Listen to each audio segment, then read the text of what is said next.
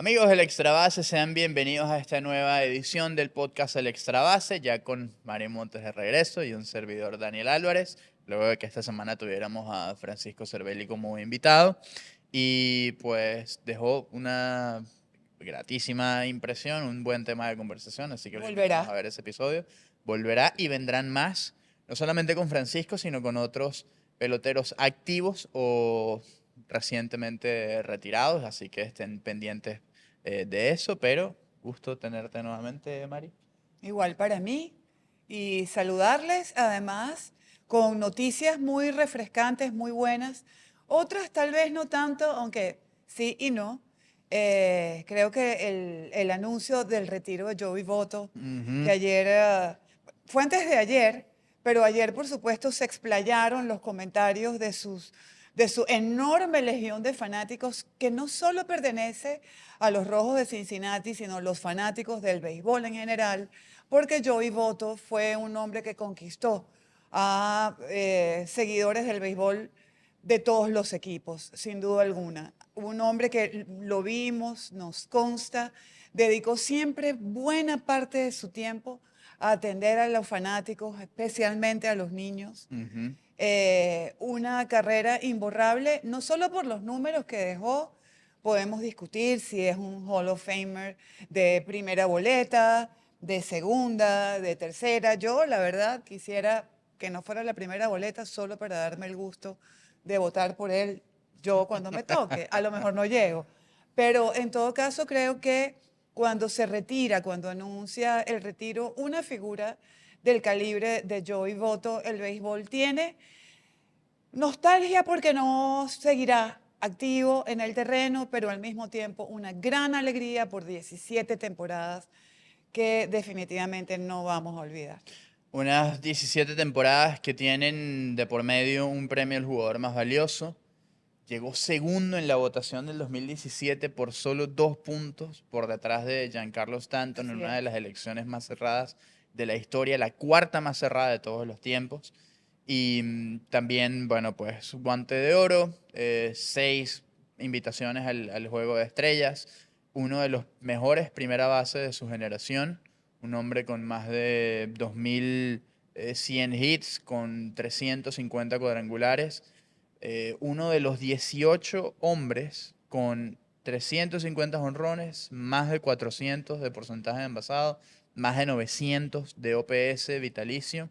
Y en esa lista de los 18 hay 13 que son Hall of Famers. Los que no son Hall of Famers incluyen a Barry Bonds, incluyen a Lance Berkman, también al propio Joey Votto, por supuesto, y a Mike Trout, que está activo. Ajá. Es una lista que pues tiene grandes nombres y sí es para pensar que Boto será miembro del Salón de la Fama. Como dijo Mari, no sabemos si en 5 años, cuando aparezca en la papeleta, o a lo mejor en 6, 7, 8, en fin, lo que sí es que tiene un caso muy sólido. Ya cuando llegue la etapa Claro, porque hay de que las ver elecciones, quiénes lo votaremos por él. acompañan, quiénes están en la boleta cuando Joey Votto sea elegible por primera vez.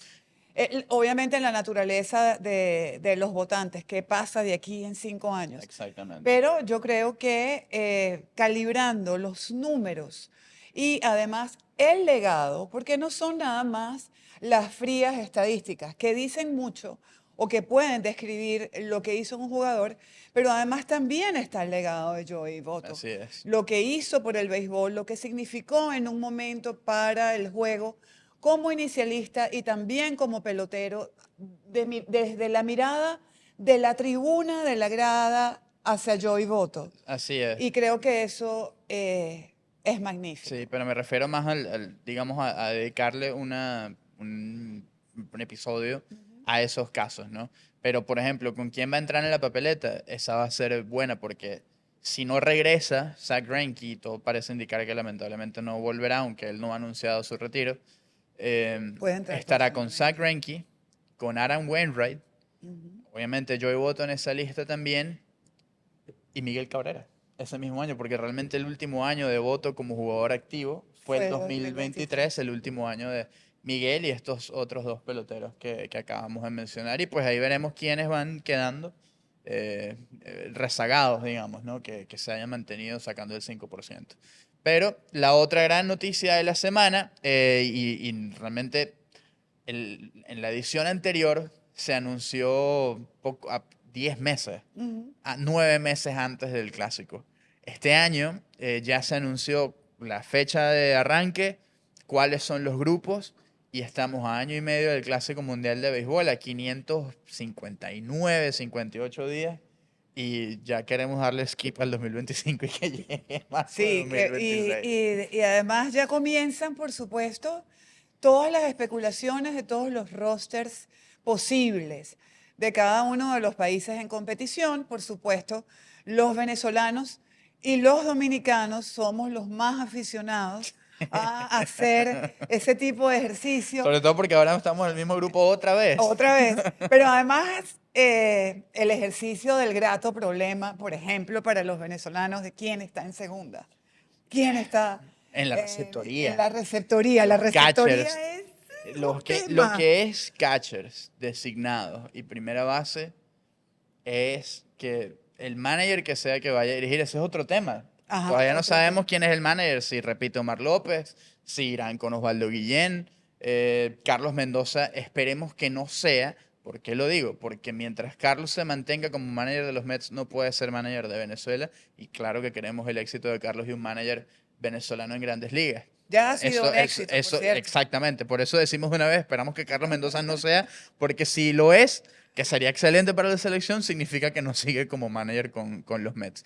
Pero hay muchas opciones de coaches venezolanos que están en las mayores, otros que a lo mejor no están en Grandes Ligas y están en otras ligas como, no sé, Carlos Subero, por ejemplo, que alguna vez sonó como manager. Si pasa y regresa Alfredo Pedrique, o no es que regresa, sino que es la primera vez de Pedrique, esto es pura especulación, No, es que de no aquí al sabemos cuál es el plan. 2026 lo único que vamos a hacer es especular. Es hablar de esto, Exacto, exactamente. hasta que no sea algo oficial y por supuesto es muy divertido porque, por ejemplo, ese ejercicio, pero antes de comenzar con la especuladera que tenemos de aquí al 2026 para elegir Habrá programas quién es para el esto. catcher, exactamente, porque hay sopo 200 catchers. O sea, a ver, después de Salvador para abajo, Los hermanos el Contreras. abanico de Es posibilidades tremendo. es Porque estupendo. tenemos a los hermanos Contreras. Tenemos a Gabriel Moreno, que ya ganó Guante de Oro. Tenemos a Francisco Álvarez. Eh, Hay una cantidad. Está Freddy Fermín con Kansas City haciendo una tremendísima labor. Son muchas las opciones. Y si a lo mejor Salvador está, pero también está William, Salvador puede ir a primera. Pero entonces, ¿qué pasa con Luis Arraez? Sí, Arraez juega segunda. porque Claro, segunda, pero ¿quién está en segunda? En está José segunda está Altuve. a José Altuve, pero también está Andrés Jiménez. Exactamente. Roquio, ¿dónde está?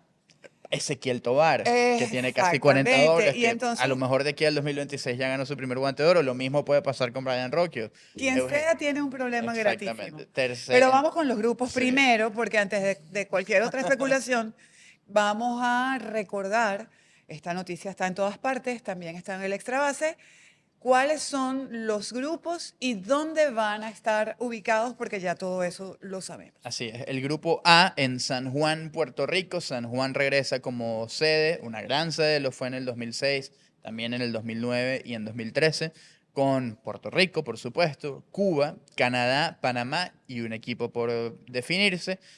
Cuba, la gran sorpresa es que no va a arrancar en Asia, sino en territorio americano. El grupo B de Houston con Estados Unidos y México nuevamente en el mismo grupo. Gran Bretaña, Italia y un equipo por definir.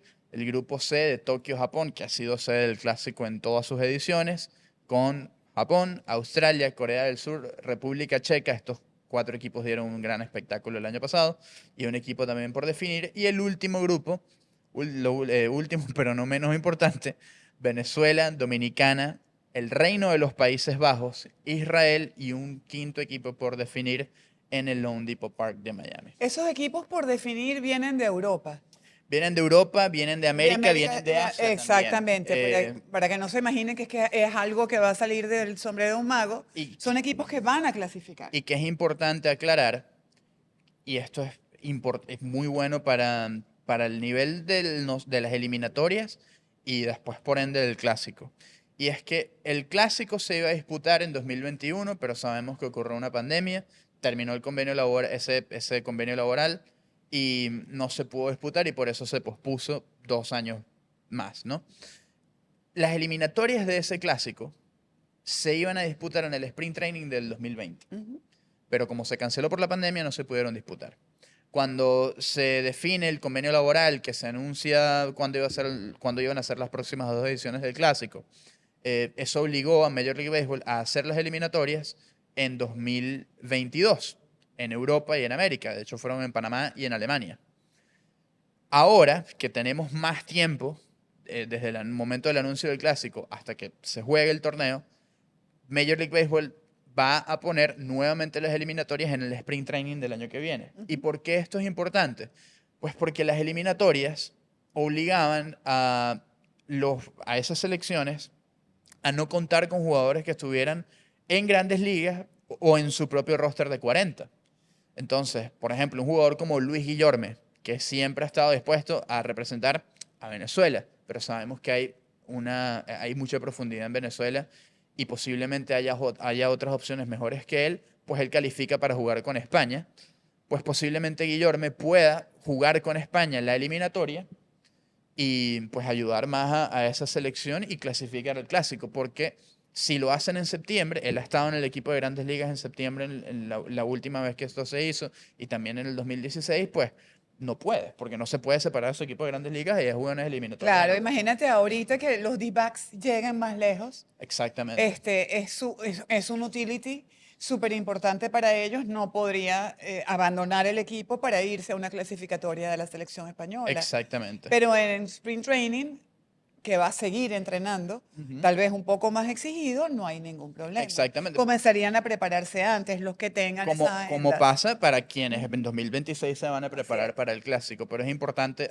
tomar eso en cuenta y qué fue lo que pasó en 2020, entre 2020 y 2022 y lo que va a pasar en el 2026. De esos equipos por clasificar, obviamente hay que ponerle el ojo a Nicaragua, a Colombia que se quedó fuera en ese peleado grupo C que jugó en Arizona el año pasado, A Brasil. a Brasil, a los equipos como Alemania, como España, que juegan muy bien.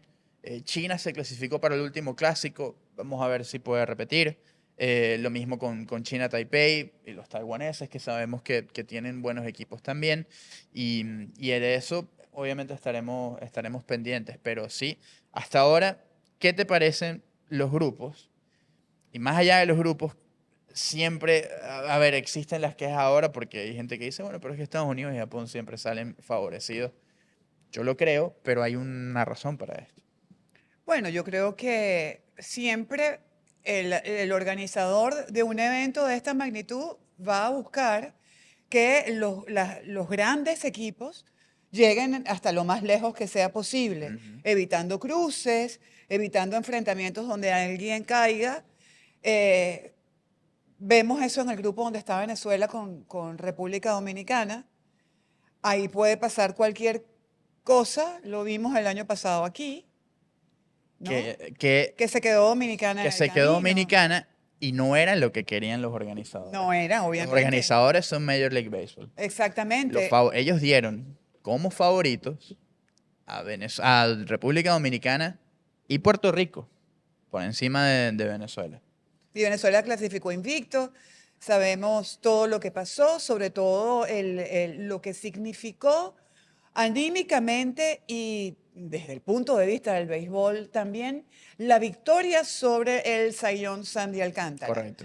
Creo que fue el primer campanazo de que Venezuela se había preparado para estar a la altura del compromiso y más, y por eso la clasificación en rol de invictos. Creo que el próximo equipo de Venezuela va a ser parecido al equipo que tuvimos en el clásico anterior. Ujú. Obviamente no va a estar alguien como Miguel Cabrera. Seguramente habrá incorporaciones de otros lanzadores que esta vez no estuvieron y que podrán hacer al equipo de Venezuela mucho más competitivo, tomando en cuenta quiénes pueden ser esos brazos Sí. con el Sobre que todo para podamos contar. la parte final del bullpen. Exactamente, sobre todo allí que fue donde fue la gran... Hubo tres piezas que son setup y cerradores de equipos que van y pelean postemporada. Los Suárez, Exactamente, por ejemplo. Robert Suárez es uno. Ujú. No estuvo, realmente lo de Robert fue decisión propia y también San Diego tuvo que ver mucho ahí. Bruce Dargraterol, el seguro no lo cubría por su historial de lesiones y el otro fue Adveral Solay. Ahí hubo jugadores que a última hora no pudieron participar o que eh, sencillamente no pudieron porque las condiciones de sus equipos eran otras. Wilson Contreras estaba llegando a conocer a un staff de picheo de los Cardenales de No, y San además, Luis. Wilson no solamente tenía que conocer al nuevo staff o al staff de picheo del equipo nuevo para él, que eran los Cardenales, sino que además de eso, sacrificar un trabajo tan valioso de cara a una temporada en un equipo en el que estás llegando por poco tiempo de juego real. Realmente, exacto, porque con Salvador Pérez iba a Exactamente, ser iba a ser... difícil. Entonces, a veces, Sí, lo mismo pasó con Miguel Rojas, que ocurre la lesión de Gavin Lux, que iba a ser el shortstop titular de los Dodgers. Miguel iba a ir a jugar con Venezuela, estaba en el roster, estaba a pocos días de reportarse, pero en lo que ocurre la lesión de Gavin Lux, Dave Roberts y Andrew Friedman le dicen, Miguel, nosotros entendemos lo que tú quieres hacer jugando con Venezuela y lo que significa, pero no tenemos shortstop y necesitamos que tú estés aquí tomando la mayor cantidad de turnos posibles porque con Venezuela no lo vas a hacer. No queda de otra si eso pasa. Y esas son las restricciones y las limitaciones que tiene el clásico. Y eso, sumado a este tema de los grupos, es lo que todavía va a hacer pues, que le cueste crecer. El tema es que quisiéramos, o muchos quisieran ver, una sede única, como ocurre con el Mundial de FIFA o con el Mundial de FIBA, y que se sorteen los grupos y que a lo mejor en uno hay un grupo de la muerte con Japón, Estados Unidos y Dominicana, o Venezuela, o Puerto Rico.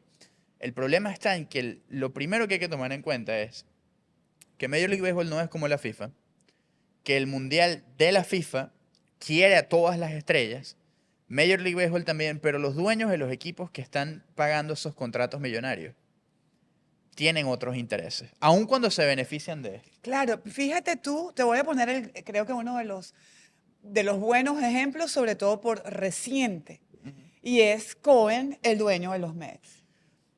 Él hizo una inversión Así es. millonaria, récord, en Edwin Díaz, para que Edwin, bueno, pues fuera el cerrador mejor pagado del béisbol, y lo fue.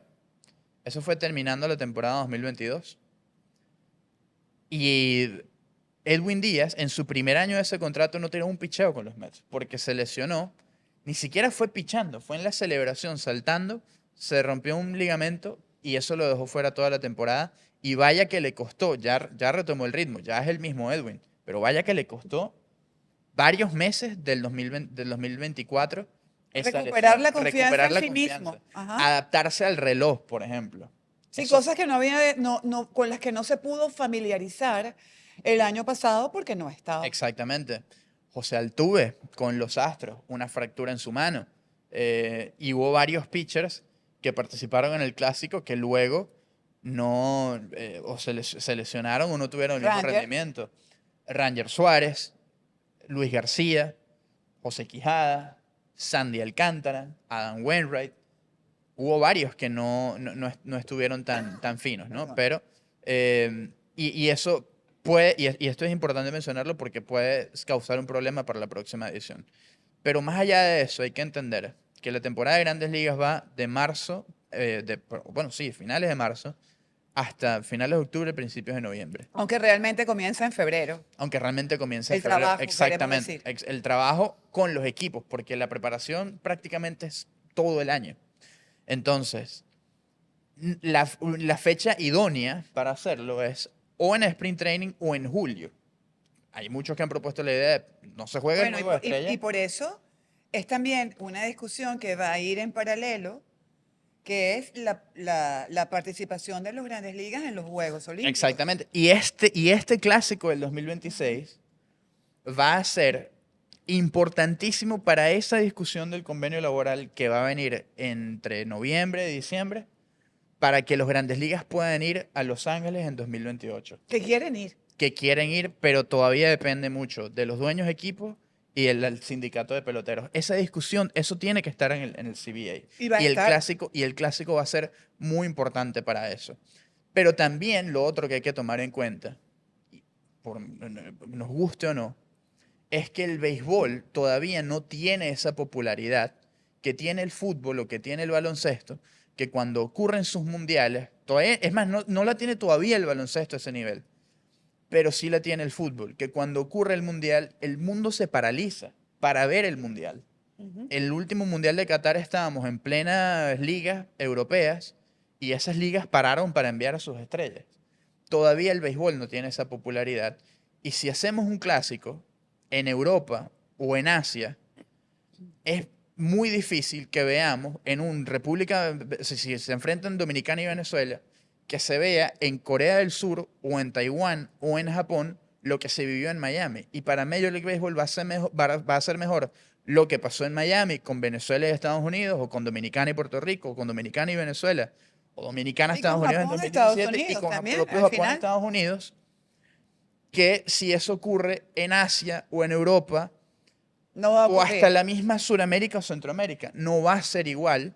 Y mientras el béisbol no tenga esa Tal popularidad, vez en no va a Dominicana, pasar. tal vez en Caracas, tal vez Tal vez en San Juan. en San Juan, pero Pero no de en... resto, eso de, oye, pero es que tenemos que llevarnos el clásico a una sede única y hacer un sorteo con unos bombos, eso sería lo ideal.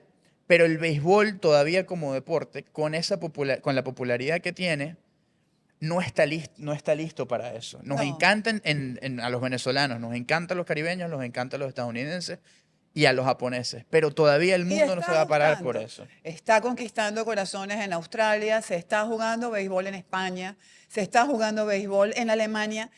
Y en Alemania, lo que pasa es que no me voy a ir para allá, pero en Alemania se juega algo muy parecido al béisbol desde el siglo XIX, Ujú. ¿no? Sí, Ojo. necesitas el DeLorean para irte. Sí, para no, allá. no, no. En verdad no los quiero aburrir con esta Exacto. historia, pero sí el juego de pelota, de golpear una pelota con un bate, es algo que se ha hecho en Alemania desde el siglo XIX, con el Stone Ball, pero no, insisto, Sí. no me voy a ir en el DeLorean para tan lejos.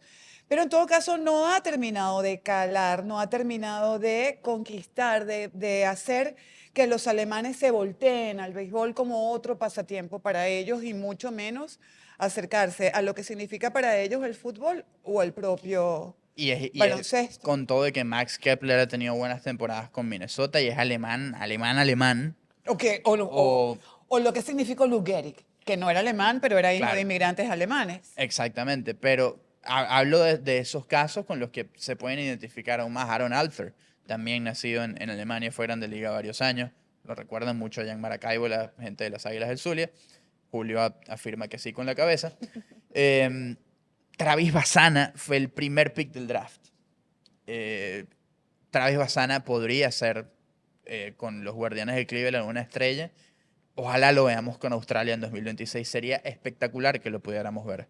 Pero también va a depender, porque si Bassana no debuta en 2025, posiblemente lo haga en 2026 y Cleveland quizás quiera guardarlo Poner un poco. algunas Pero que el restricciones. mundo vea a Travis Bassana en 2026, eso va a ayudar muchísimo al béisbol australiano. Hemos visto figuras de grandes ligas de ese país. Liam Hendricks, creo que ha sido el gran referente. Pero por eso, volvemos. Es difícil que todavía veamos al béisbol dar ese próximo paso. Yo creo que lo vamos a ver eventualmente, pero no el clásico mundial de Estados Unidos 2026 con Japón y San Juan, sino ojalá sea Inglaterra o España o Japón 2043, algo así. Sí, bueno, y por eso justamente es que MLB tiene rato acercándose a las aficiones, juegos en Londres, El año juegos que en viene vamos a Japón, París. el año que viene será en París. Hay una selección de béisbol de Francia.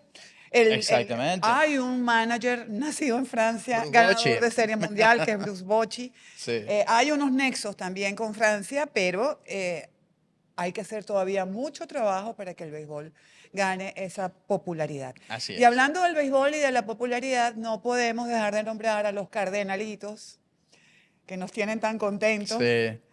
A lo mejor a la hora que sale esto ya se Avanzaron, decidió ojalá que sea así. exactamente, pero en todo caso ya lo que han hecho nos ha llenado los Sí, corazones de alegría. sí. Para los venezolanos en este momento sí hay algo que es absolutamente vital, son las buenas noticias. Las noticias que nos reconcilian con nuestro gentilicio, las noticias que nos dicen que hay jovencitos trabajando por ser mejores ellos y por hacer mejor un deporte que para nosotros sí significa mucho, el gran pasatiempo nacional y además una posibilidad de cumplir sueños. Esos muchachitos larenses están cumpliendo el sueño de cada uno de ellos, el sueño de sus familias. En cada jugador hay una historia familiar, una historia de apoyo, una historia de amistad, de constancia y de sacrificios en cada uno de ellos. En el colectivo, lo que significa ese equipo, lo que significan además para su ciudad, para el Estado Lara y por supuesto cuando lo llevamos a todos los venezolanos, que en este momento no estamos únicamente en Venezuela. Donde quiera que está un venezolano pendiente de lo que ellos han hecho hasta ahora, no podemos hacer otra cosa que darles las gracias por todas las alegrías que nos han dado hasta este momento y por demostrarnos una vez más que haciendo las cosas con inspiración y con determinación se puede todo. Así es. Tocando otro tema, esta semana vimos cómo Francisco Lindor se convirtió en el primer shortstop de la historia, con 3 temporadas de 25 jonrones o más y 25 bases robadas o más. Francisco Lindor no solamente es uno de los peloteros más valiosos y más importantes del béisbol en este momento, sino que quizás silenciosamente ha construido una carrera o está construyendo una carrera que podría llevarlo al Salón de la Fama. Y lo que representa para este equipo de los Mets de Nueva York hace que Y para el uno, béisbol y para el boricua. béisbol boricua hace que uno tenga que incluirlo en la conversación por el MVP. El líder en WAR de la Liga Nacional en este momento es Francisco Lindor. Claro, todos los focos están sobre Shohei Ohtani. Ahora también el propio Marcelo Zuna, que está peleando en la triple corona. Ketel Marte con Arizona, aunque está de baja por Lesionado. una lesión. O el mismo Eli de la Cruz. Pero, pero Lindor, y lo dijo a una entrevista con Jeff Passan, dijo, los MVP no se ganan en junio y julio, se ganan en agosto y septiembre. Y Lindor está llevando a los Mets a la postemporada y tiene un caso sólido para el MVP, así como, hablando con los Mets, el mismo Mendoza para manager del año. Pero lo de Lindor, Claro, creo que van de la... Ellos son los dos ligaditos, sí. Carlos Mendoza y Francisco Lindor. Porque en un momento, sobre todo en el comienzo, cuando los Mets de Nueva York estaban de alguna manera deprimidos, en una línea en de la que tenían que salir necesariamente para poder verle a la temporada otro rostro que no fuera el del fracaso, Ujú. el de poder salir de allí y cumplir la expectativa que no era muy elevada. La expectativa era jugar para Sí. 500. Si los Mets jugaban para 500, Era un logro. la tarea estaba como Ujú. hecha. Superar eso y esos primeros momentos con una figura de liderazgo como la de Francisco Lindor, creo que fue, él mismo lo dice, un gran apoyo para lo que pudo hacer con ese equipo Carlos Mendoza. Al final, un manager como Carlos Mendoza estaba seguro que una de sus cualidades iba a ser, además de la estrategia, además de entenderse bien con la oficina, con lo que podía ser analítica y con la gerencia, era sacar de cada uno de esos jugadores lo mejor. Y Carlos Mendoza es un motivador, lo es desde que comenzó su desarrollo como técnico en las ligas menores, digamos que es el factor común cuando se pregunta a los jugadores que definan cuál es el trabajo de Mendoza. Ujú. Y es lo que estamos viendo. Así es, y por eso, pues todavía falta un poquito más de un mes, pero sí será una discusión interesante. Y en esa discusión ¿Tú tienes hay ese voto? de No. MVP, ¿Cuál tienes tú? manager del año. Manager del año. Gracias a Dios no tengo el del MVP. Yo no tengo el Cy Young. Porque no puedo hablar libremente en este espacio de eso. Pero es que va a ser una discusión bien caldeada. Porque en este momento Shohei Ohtani, quizás esta misma noche, llegue al 40-40.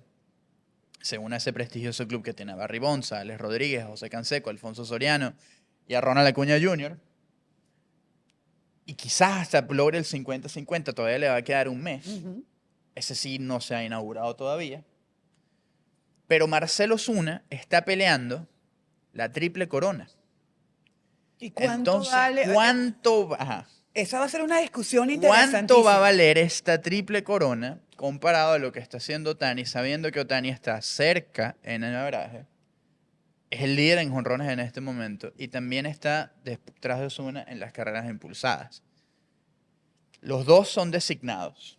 Y también ahí, obviamente, es demasiado subjetivo este factor, pero es cuánto ha pesado cada uno en Claro. su alineación. Exactamente. Sabemos que Shohei tiene una alineación que ha contado con Freddie Freeman, con Mookie Betts, y es un equipo de los Dodgers que fue, obviamente, él es la gran figura y fue construido para esto. Los Bravos de Atlanta también, pero los Bravos han tenido más dificultades con la lesión de Ronald Acuña, con la lesión de Ozzie Alvis, ahora con la lesión de Austin Riley. Ajá. Matt Olson fue el líder en jonrones, no ha sido el mismo. Travis d'Arnaud y Sean Murphy no han sido los mismos. Entonces, Ozuna ha cargado con ese peso ofensivo. Entonces, los dos son designados, o sea, no puede existir el argumento, pero es que uno cubrió la defensa, el otro no.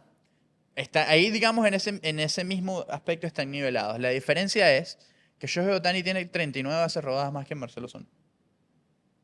Y el correo de bases también influye. Entonces, Claro, pero además hay algo, ¿no? Yo creo que, otra vez, no quiero repasar demasiado la historia, pero nos podemos ir a la temporada de 1941. Triple corona de Ted Williams y récord de 56 juegos consecutivos conectando al menos un imparable de Joe DiMaggio. Ganó DiMaggio el jugador más valioso y además lo que significó DiMaggio en esa sí, temporada con los Yankees y Ted Williams con su triple corona. sí. Y yo creo, viendo ya no sé cuántos años después, Ajá. yo creo que ¿cómo le quitabas ese MVP a Ted? Era una locura bateando, quitárselo. bateando por encima de 400. Exactamente. El último en batear 400. Claro, no, Pero ocurrió. pero, ok, ahí sí se iban más a esas tres estadísticas. Ajá, Averajes, jonrones estamos y en carreras empujadas. 1941. Hoy en día hay muchos más factores, gracias a Dios, para analizar esto. Y el criterio de los escritores de aquel momento ha cambiado para algunos. Bueno, 2024. incluso se dice, Se dice. es una especulación que también tuvo que ver un poco las simpatías que despertaba DiMaggio en los escritores en general, porque siempre han votado 2 por cámara. No, No es que en Nueva York votaban 10 y en votó Boston todo Nueva 5. York para Y ojo, no es que en Los conspirando Ángeles contra votan Ted. más que No. no. Pero sí había una buena relación de Joe DiMaggio con los escritores, no así una buena relación de Ted Williams con los escritores, que al final terminaron la mayoría de las veces dejando a un lado la simpatía y poniendo por encima el béisbol, y por eso Ted Williams tuvo Sí. todo lo que tuvo en su carrera. Sí, hubo. Ojo. Sí, y hoy en día creo que no pesa. Oye, son tiempos muy diferentes. Pero sí, y el otro tema es, sabemos que el último triple coronado, Miguel Cabrera, en 2012 ganó MVP. Pero si yo creo que hoy, si repitiéramos esas temporadas con lo que hizo Miguel y lo que hizo Mike Trout, si esa temporada se repite y si la elección se tuviera que repetir hoy, yo dudo que Miguel gane la triple corona. Por la percepción. No, la triple corona no. Perdón, el MVP. Por la percepción que hay hoy en día con las estadísticas sabermétricas, analíticas, que van más allá de averajes, honrones y carreras empujadas. Siempre la triple corona va a ser extraordinaria, porque es muy poco frecuente que un pelotero pueda liderar todas esas estadísticas ofensivas. Así es. Y obviamente tiene ese valor, pero hay otras estadísticas ofensivas que describen mucho mejor la capacidad que tiene un pelotero. Y si ponemos el ejemplo con el propio Miguel, Miguel tuvo una temporada, la temporada siguiente de Cabrera fue mejor que la del 2012, solo que en una ganó la Triple Corona y en otra no. Y Miguel en ese septiembre creo que dio 2 jonrones nada más porque tenía no sé cuántas lesiones encima. Y jugó así Nunca vamos a saber. desde agosto. Nunca lo vamos a saber. Eso Nunca es algo vamos que a saber Miguel, cuántas lesiones Miguel tenía. en muchos años, o sea, se va a Su llevar... papá nos dio una pista, son como 15, pero y pues nos podemos estar quedando cortos. no, y seguramente él no sabe 15 más. Exactamente. Pero a eso es a lo que vamos. Hoy en día la discusión es muy, muy diferente. Claro, Ozuna tiene también excelentes números no tradicionales, que también los tiene Shohei Ohtani. Hoy en día creo que la ventaja es para Ohtani. Y aún así, si Marcelo Ozuna gana la Triple Corona, creo que la balanza se inclina hacia el japonés, pero eso es otra discusión. No la tiene fácil porque en la de averaje, en el promedio de bateo, está Luis Arraez Que compitiendo con él. Que ya truncó una Triple Corona. Sí, señor, y que alcanzó los 800 imparables. Otro venezolano que ingresa a ese club de los que han dado 800 hits, lleva un muy buen ritmo, si nos ponemos a chequear los números, está, digamos, igualado con lo que en ese momento de su carrera tenía José Altuve acumulado. Sí, hicimos el ejercicio gracias a nuestros amigos de Baseball Reference y a StatHead, y en sus primeros 655 juegos, José Altuve tenía 812 hits. En sus primeros 655 juegos, Luis Arraez acumulaba 800, pero Arraez con otras estadísticas de poder superiores a las de José. Muy nivelados los dos. Claro, sabemos que José después despegó y se convirtió en un jonronero también. Un jonronero y un jugador de calibre de MVP. En un primer base jonronero. Sabemos lo exacto, sabemos lo que trabaja Luis Arraez y sobre todo a unos metros de aquí de este estudio, y pues lo que puede convertirse también.